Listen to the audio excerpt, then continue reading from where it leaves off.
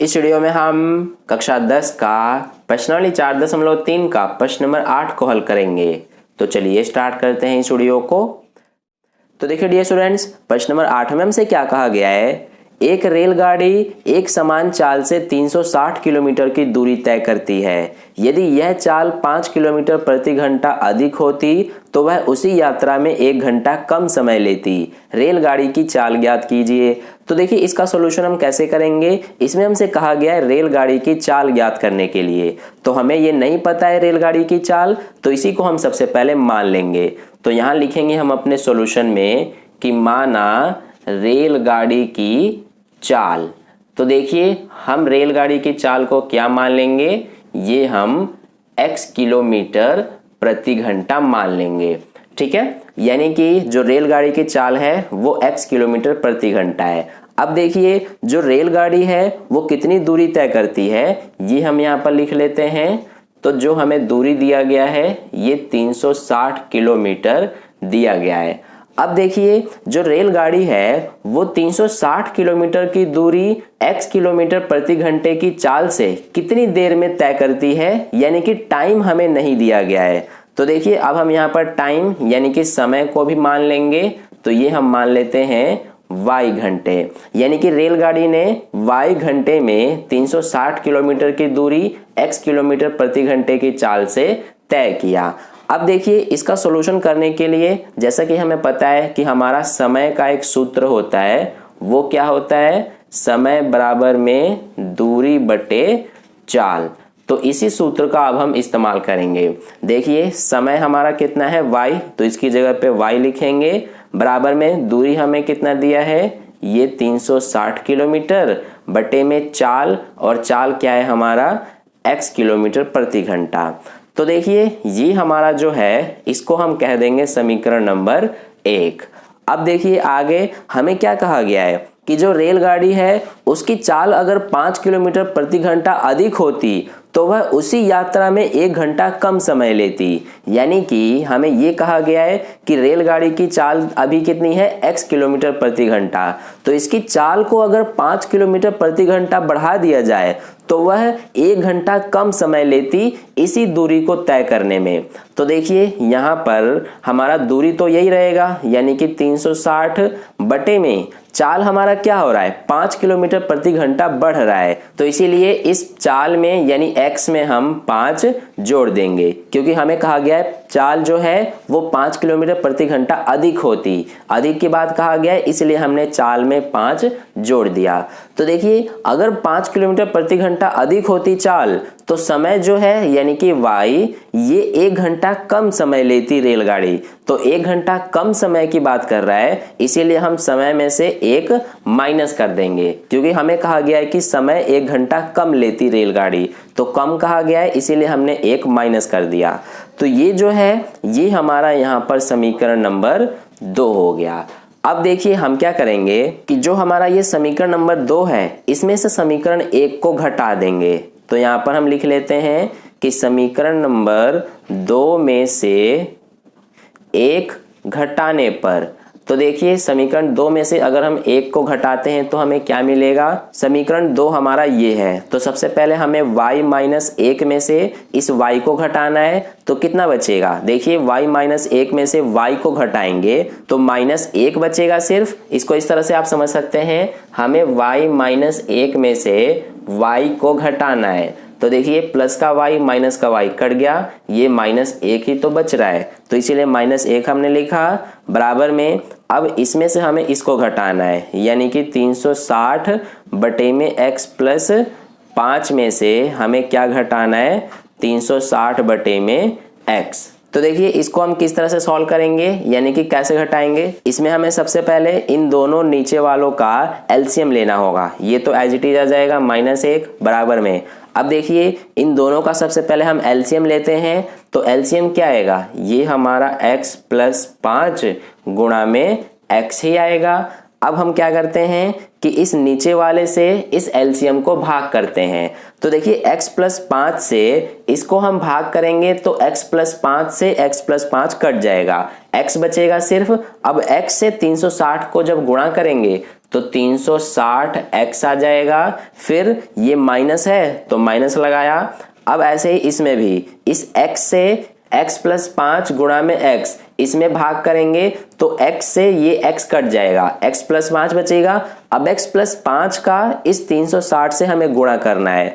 तो देखिए सबसे पहले हम x का 360 से गुणा करेंगे तो ये 360x, फिर हमारा यहाँ पर 360 का 5 से भी गुणा होगा तो ये कितना आ जाएगा, माइनस का 1800। क्योंकि ये माइनस में है ये प्लस में है तो माइनस प्लस माइनस हो जाएगा, इसलिए माइनस आया। और 5 का 360 से गुणा करेंगे तो 1800 आ गया।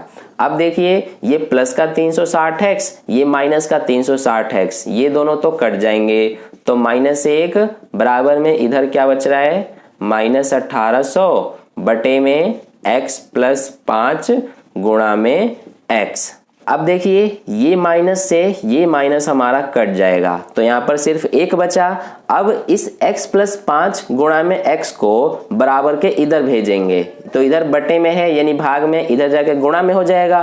तो देखिए एक का जब इस पूरे से गुणा होगा तो हमारा यही आएगा, यानी कि x प्लस 5 गुणा में x बराबर में इधर क्या बचेगा, सिर्फ 1800 है ना, क्योंकि इसको हमने बराबर के इधर भेज दिया तो ये हमारा गुणा में चला गया ये पूरा।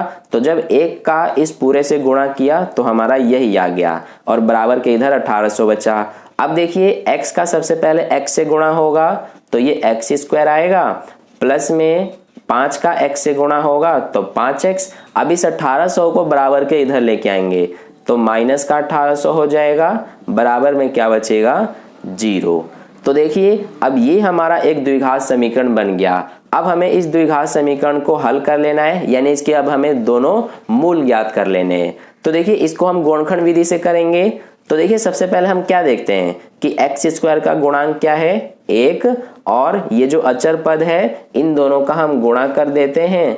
तो देखिए कितना आएगा, ये हमारा -1800 ही आएगा। अब हमें दो ऐसी संख्या लेनी है जिनको गुणा करे तो -1800 आए और प्लस या माइनस करे तो ये 5 आना चाहिए। तो देखिए ये हम कैसे पता करें, यहाँ पर हम 1800 के अभाज्य गुणनखंड ज्ञात कर लेते हैं। तो ये 2 के पहाड़े से 2 9 18, ये हमारा 2 के पहाड़े से 2 चौक 8, 2 पंजे 10, 0 आ गया। फिर ये हमारा 2 के पहाड़े से 2 दूना 4, ये हमारा 2 दूना 4, 2 पंजे 10। अब ये 3 के पहाड़े से होगा, ये हो जाएगा 75 बार में। ये फिर 3 के पहाड़े से 25 बार में, ये 5 के पहाड़े से 5 बार में, और ये 5 के पहाड़े से 1 बार में। तो देखिए यहाँ पर ये हमारा 2 दूना 4, 4 दूना 8, और ये 8 पंजे 40। तो एक तो हमें पता चल गया संख्या 40। फिर 3 तिया 9, 9 पंजे 45, यानी कि 45। तो 45 और 40 इन दोनों को अगर हम देखिए, ये 45 में से 40 को माइनस करें तो हमें कितना मिल जाएगा, 5। यानी कि ये हमें माइनस करने पर 5 मिल रहा है। अब अगर 45 और -40 का गुणा करेंगे तो हमें -1800 भी मिलेगा। आप करके चेक कर सकते हैं, ठीक है।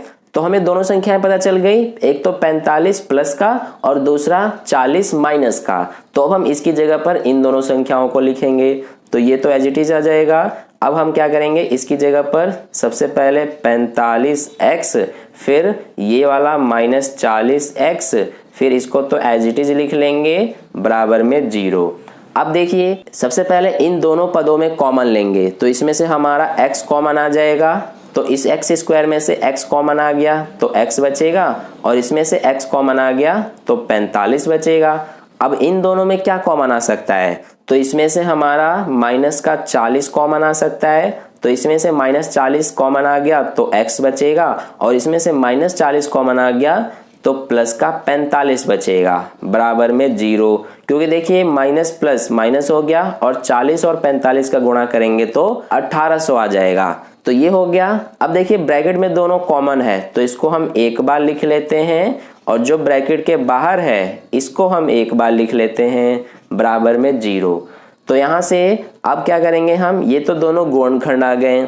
अब हम यहाँ पर x का मान निकालेंगे तो x प्लस 45 के बराबर में 0 रखेंगे तो x का मान क्या आएगा हमारा, ये 45 प्लस का इधर जाकर माइनस का 45 हो जाएगा। ऐसे ही इसमें भी x माइनस 40 के बराबर में 0 रखेंगे तो x का मान इसमें क्या आएगा, माइनस 40 इधर जाके प्लस का 40 हो जाएगा। तो आप देख सकते हैं यहाँ पर कि हमारा एक x का मान माइनस 45 आया है और दूसरा x का मान 40 आया है। तो यहाँ से ये हो गया। अब इसको हम एक बार मिटा देते हैं। तो देखिए यहाँ पर हमारे दो x के मान आए हैं, एक तो माइनस 45 और दूसरा 40, और हमने x को क्या माना है, ये हमने रेलगाड़ी की चाल माना है। तो देखिए यहाँ पर जो हमारे दो x के मान आए हैं इसमें से जो ये माइनस 45 है ये हम इसको नहीं लेंगे, यानी कि ये हमारा कैंसिल हो जाएगा। क्यों होगा, क्योंकि देखिए ये क्या है, ऋणात्मक है हमारा, यानी कि ये जो माइनस 45 है ये ऋणात्मक है। और जैसा कि हमें पता है कि जो रेलगाड़ी की चाल होगी, यानी किसी भी गाड़ी की चाल कभी भी माइनस में नहीं होती है, यानी कि ऋणात्मक नहीं होती है। तो इसीलिए इस x के मान को हम रिजेक्ट कर देंगे, यानी कि ये हमारा रेलगाड़ी की चाल नहीं हो सकती है। तो इसीलिए यहाँ पर अब हम लिख लेंगे कि जो हमारा x का मान है ये ऋणात्मक नहीं हो सकता। तो देखिए अगर ये हमारा x का मान ऋणात्मक नहीं हो सकता तो इसीलिए हमें पता चल गया कि रेलगाड़ी की चाल क्या होगी, ये हमारा जो दूसरा x का मान आया है इसी को हम रेलगाड़ी की चाल मानेंगे। तो इसीलिए लिखेंगे रेलगाड़ी की चाल। तो ये हमारा क्या आ जाएगा, हमने रेलगाड़ी की चाल को x माना है और x का मान हमारा ये है 40, तो इसीलिए रेलगाड़ी की चाल 40 किलोमीटर प्रति घंटा होगी। तो इस तरह से प्रश्न नंबर 8 का सॉल्यूशन कंप्लीट हुआ। आई होप आपको अच्छे समझ में आ गया है। अगर आपको वीडियो अच्छा लगा है तो लाइक कर देना, अपने दोस्तों के साथ शेयर कर देना, और पहली बार वीडियो को देख रहे हैं तो चैनल को सब्सक्राइब करके बगल में जो बेल आइकन आता है उस पर ऑल वाले पे क्लिक कर लेना। मिलते हैं फिर अगली वीडियो में। धन्यवाद।